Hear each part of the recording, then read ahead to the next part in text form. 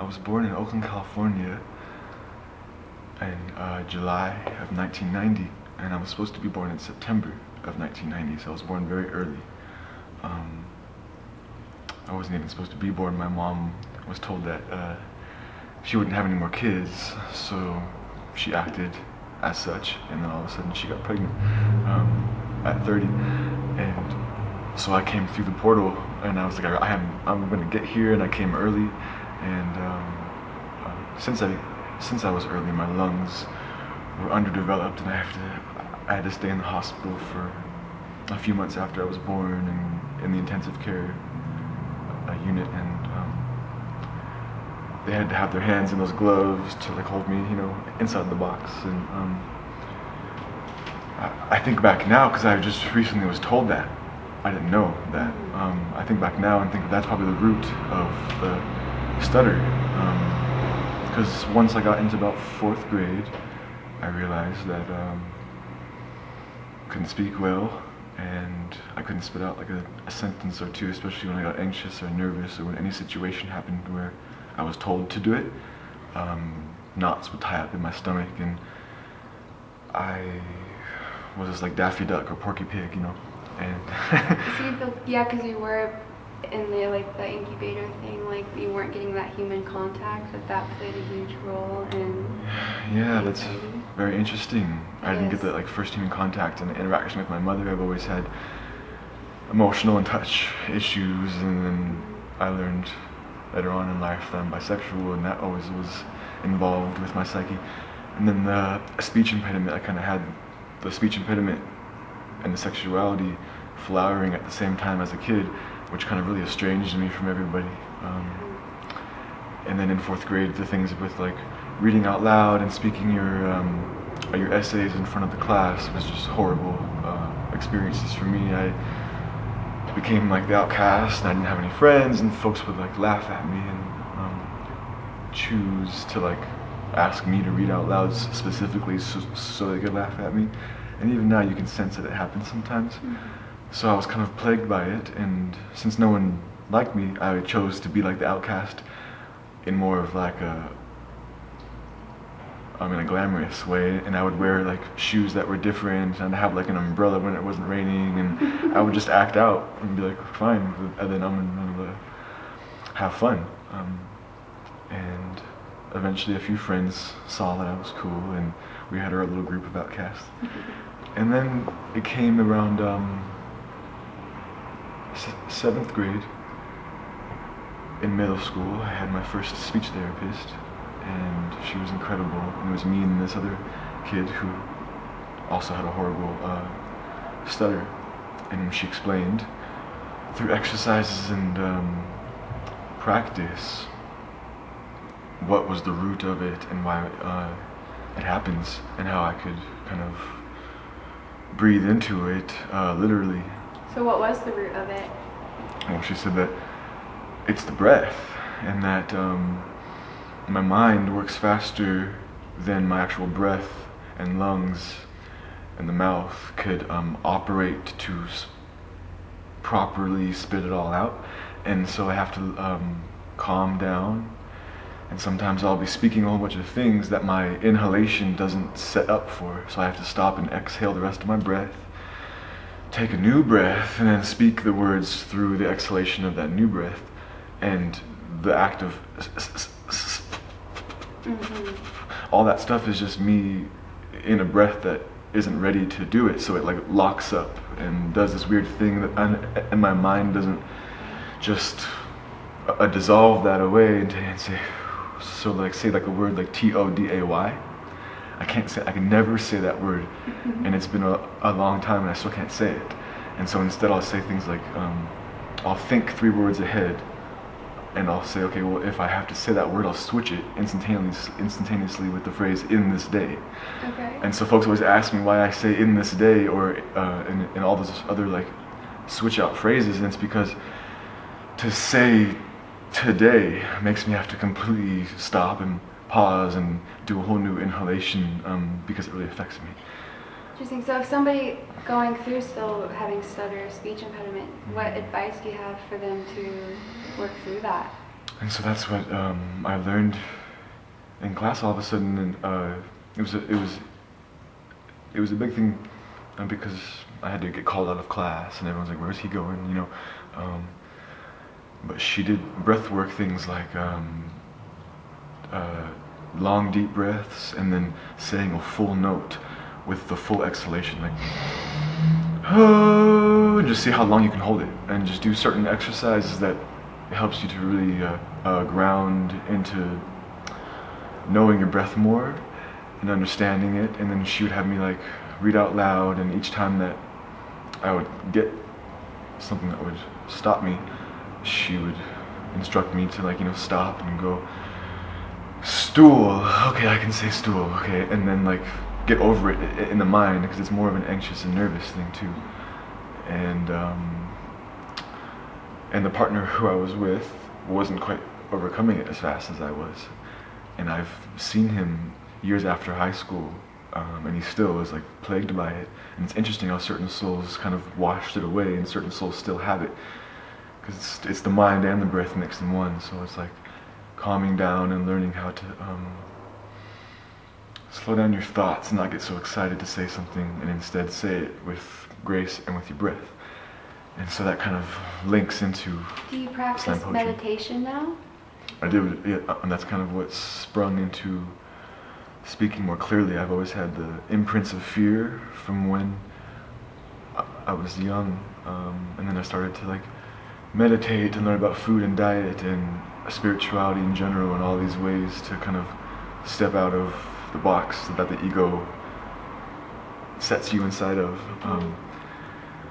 And that slowing down process and the introspection, I started to write.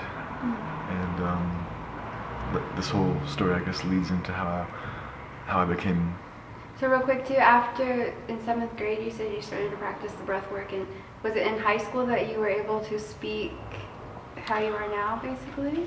Yeah, I was very much still not the cool kid, and very uncomfortable and unhappy in class, and I loved English class. I was in like the honor rolls and the principal's honor rolls, and I loved to be in the class, and my writing and my like efforts showed that, but any sort of social interaction was horrible. And then I really got over it during 8th grade and the summer of 8th grade into high school. And then I guess I got like taller, and I got into rock and roll, and I was all of a sudden this whole new person when I went into high school, and everyone, it was very actually fascinating. Everyone thought like I was a new kid in school, and was like, who are you? That's amazing. And they wanted me to be in their group, and it was all these kids who made my life hell, all of a sudden were interested in me and excited and wanting to kind of like see more about me now that I was more normalized, and I didn't have that one thing that kind of made it socially awkward. And then I got to see kind of who I wanted to give my energy to, because I knew what it was like to be the outcast or the kid who wasn't cool. So I'm like, well, how do I want to kind of play into this? Yeah, for sure. And then I got into arts, and I didn't even write until senior year of high school. I got a whole bunch of really amazing friends and girlfriends who were artists and graffiti artists, and they inspired me to get into art class, and I kind of just like turned into that for all of high school, which was really good. And then you started to write poetry.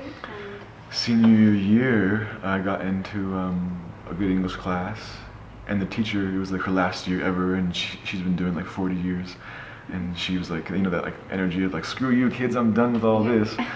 But she was still really interested in changing the lives of the kids that she was with, especially like her last chance to. And she was a good teacher, but I was in a class that the kids didn't care, and everyone would like talk and throw things and etc.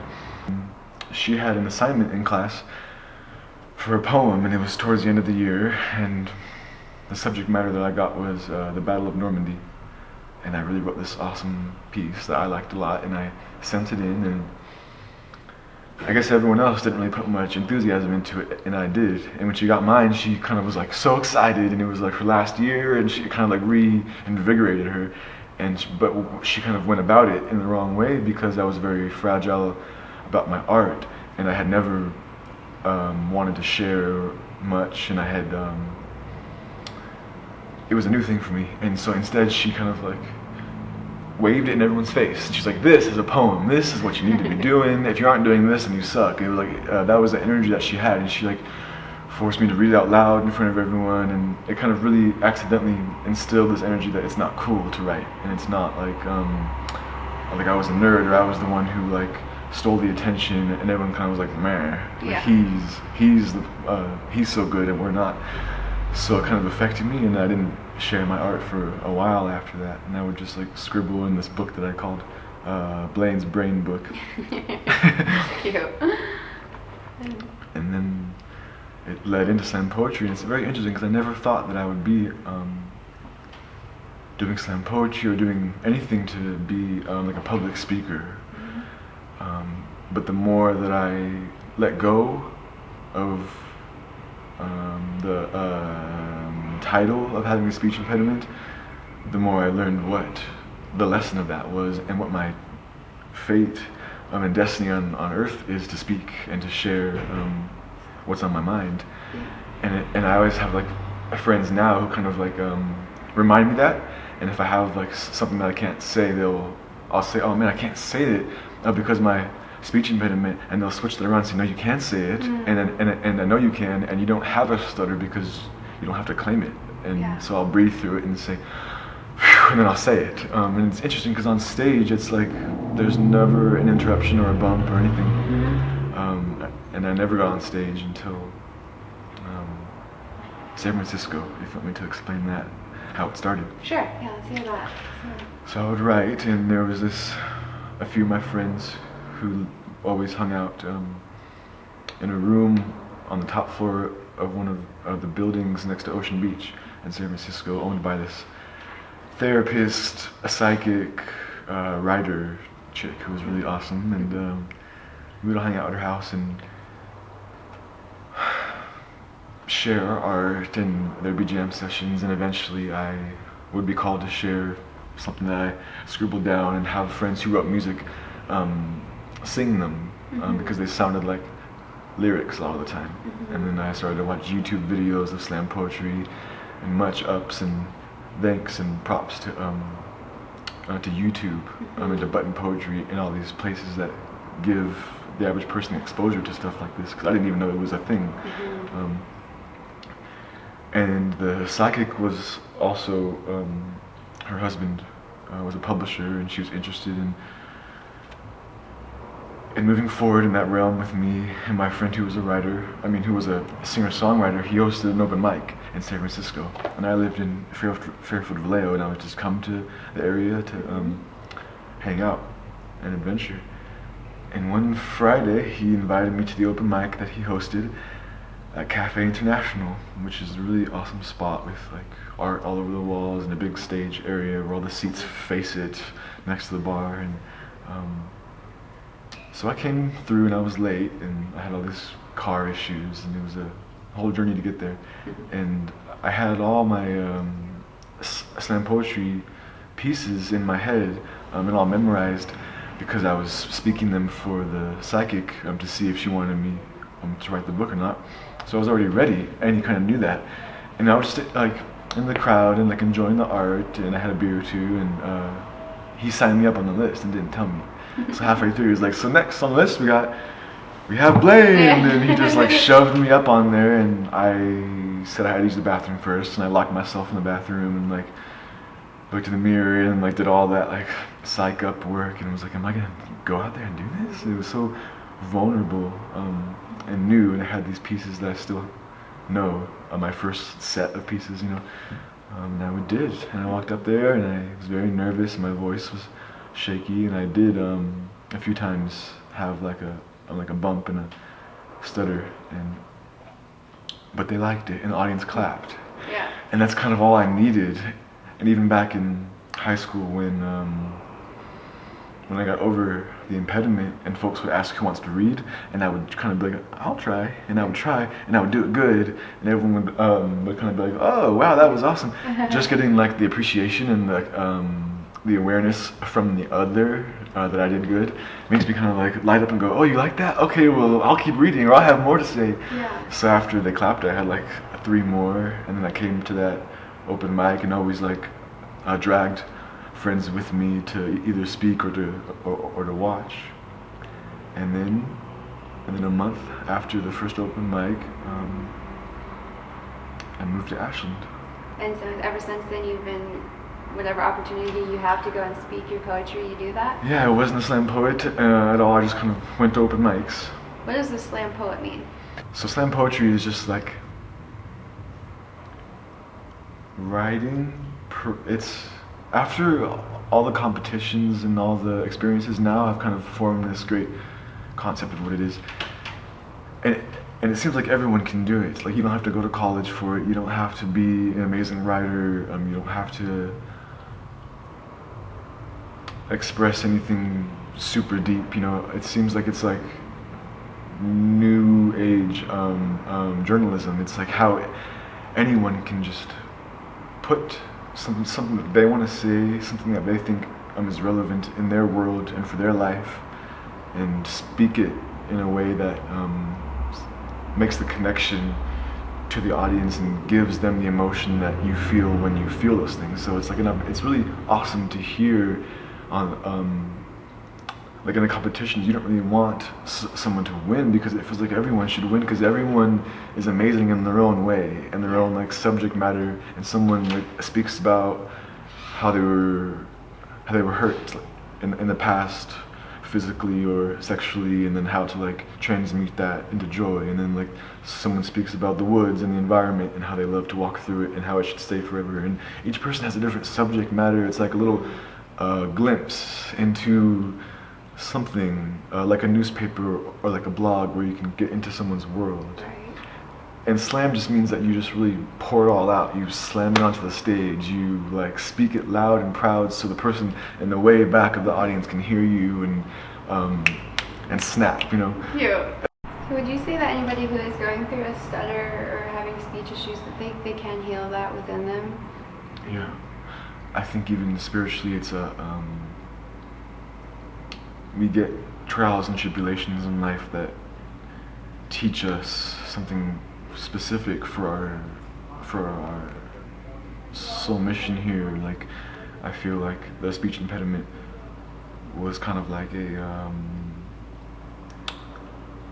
how do I describe that best? It's like an infliction that was actually like a blessing, and it taught me a specific view of the world in a specific like I really climbed up the mountain of communication and really like lived it. So now I see that communication and speaking is now like my mission and my gift. Like, if I would have stayed in that trapped way, I would have thought forever that I was plagued and that I couldn't talk, and I had to be like a writer and just write and not speak, and that would have kind of really damaged my fate and my destiny here, because I think the issue that you go through and that you're born with, you're supposed to like learn from it and overcome, and who knows what that should bring. And I think that maybe folks that have a stutter also have like a deeply seated passion to share and to speak, and they have things inside them that really want to be spoken. Mm-hmm. And it was like a astrological karmic thing for me to go through, the whole process of having lungs that are underdeveloped and this problem with speaking, and then now as I grow older, I realize that I can change others and myself and the world even with speaking, because that makes the connection, and it's an art of its own, and there's this whole new world that like blossomed for me that I see now with such awe and such magic, because of the experiences that I've gone through. And so I think it's really good to be optimistic in that way, and I'm not saying it's going to be easy to overcome a stutter for everybody, but the biggest advice I would have is just to properly communicate, slow down, get comfortable with the breath, and really learn about your relationship with your breath, and eventually you learn that you are breath, and life is breath. And I've learned in my life that like all the things that I've been doing involving like smoking when I was young, and kundalini issues in my spine, and the lessons through meditation, it all really deeply is tied with the breath. And communication and word is a vessel being sent to you through the breath that holds it. So I think that we're being taught to come back to things like that, and we can overcome them with support and self-observation and like transmutation. There's so many times when I'm on a roll of speaking and thinking, and I'm messing up so much in my speech, and it's very frustrating, and it actually makes me upset because I have so much to say to the person, but I'm like, damn, just and that's, it's me getting so worked up and so stuck in like an illusion that I have to do that in this moment, and it's such like an aha feeling, and like the shifts and the goosebumps when you realize that you don't have to do that, and you can stop and come at it from a different approach. And that's sometimes when we rethink things, we don't have a dis-ease anymore. We were just in a state of dis-ease through being not so like fully aware of ourselves. And so now I'm in this place where my mind works so fast, which caused the speech impediment, and instead now I can take the abstract workings of my brain and write it down and think about how to share it on stages, and then share it in a way that can teach others and inspire others, because they're forced to be silent for 3 minutes and actually hear what I have to say. So it's not like a conversation where I have to fight to express my idea. I get to express it and fully be calm and really bring the magic from me to them. You want to share one of your inspiring poems for us? Yeah. Okay. I was going in between 2 different pieces, and one is more about me speaking to fear as if it's like an object that should leave. Listen to that. Okay. Because fear is what can cause you to get into all these situations in life.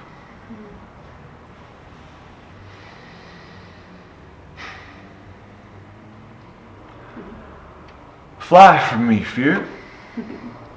Abandon these so-called ruins you've so carefully been creating, so I can sweep up and plant seeds. Take claim of this temple, leave this sacred place. Make room for the reveling that it's designed for. These bones are no graveyard. This is no decay, no destiny damned. I am no mausoleum. Flee, ye serpent, ye leech.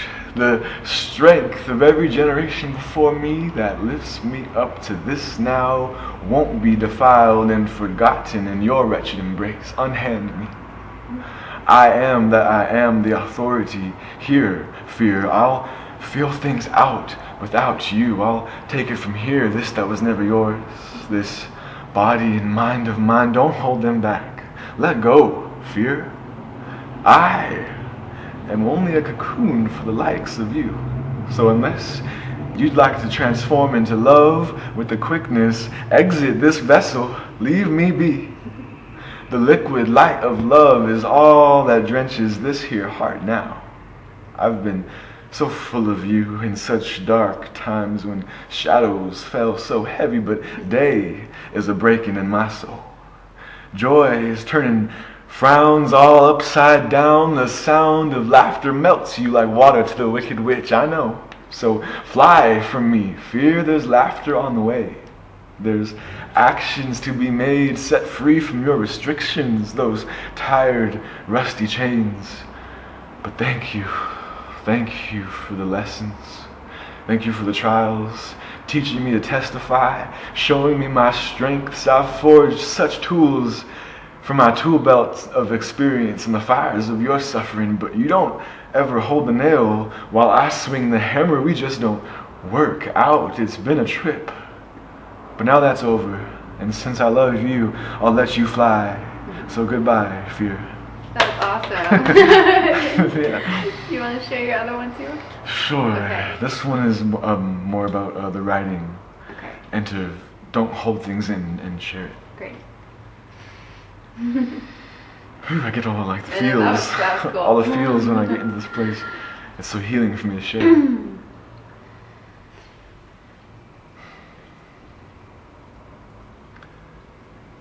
Pain's thick stains numbs hearts and seals lips. The feels drip from the head to the chest to the hips. A love unexpressed sits and rots into anguish, the language of our souls, the ice and the hot coals, the liquid and the stone, the feeling so alone in crowded rooms, the blissful joys and shrouded glooms, and all the feels never translated or still being digested and deciphered. Write this down for me. Every word, every feeling, I want you to be able to remember it. I want your voice to be heard. Write this down. These days and what they've been doing to you, these ups and downs and gives and takes, put this to paper before the memory breaks. Turn waking bakes into morning pages. Turn rambling thought streams into passionate scribbles. Get it out of mind and onto page for me. Write this down. Don't cry unheard. Don't hold on to what hurts or begs to be given. Drop drops that blur pages. Spill pain abstract. Spread joy eternal. Plant seeds that sprout when read. Move the reader. Let your passions time travel. Or no. Burn this for me. Write it all down and burn it. Let no one see. Start a secret little journal and tell it every little thing. Roll all your stones to its depths. Scribble sorrows sacred, making altars symbolic, feeding flames ritualistic. But always know I'm here, with ears to hear you. So share your world. Let people near you will be your journal. Whispers and screams, and when you wake up, tell me your dreams. Tell me your stories, I want them heard. So speak easy, ecstatic, wise, or absurd. Just tell me you're happy.